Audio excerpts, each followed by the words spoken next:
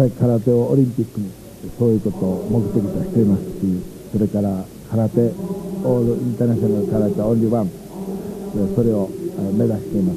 でそして空手の世界的な日本の文化と侍スピリッツを広く世界の人たちに分かってもらいたい、そういうことです。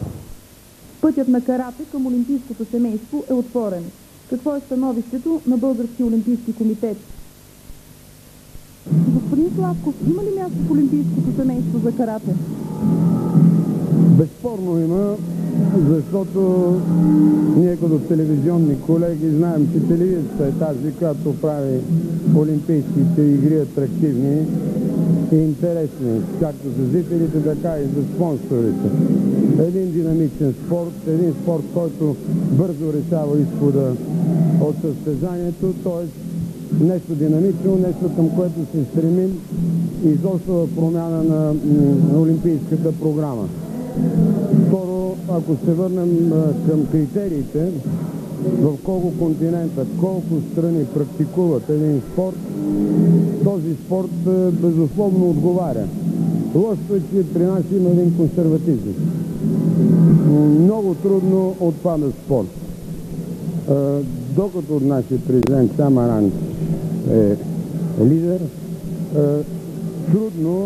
трудно друг спорт може да влезе. Но както виждате, тайкондото, един подобен спорт, влезе. Считам, че с усилията на тези 154 национални федерации, на членовете на МОК, които представляват тези страни, има възможност при една добра работа и при добри състезания, каквото безусловно е това наше европейско първенство, вратите полека-лека се открехват.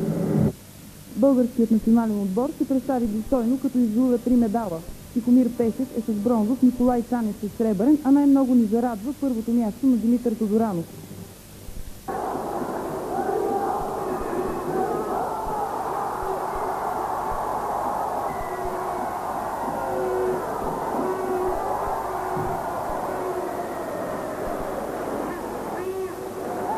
На кой сте благодарен за всичко това, което постигнахте? Първо на себе за това, че успях да бъда открит и да постигна това с много тренировки.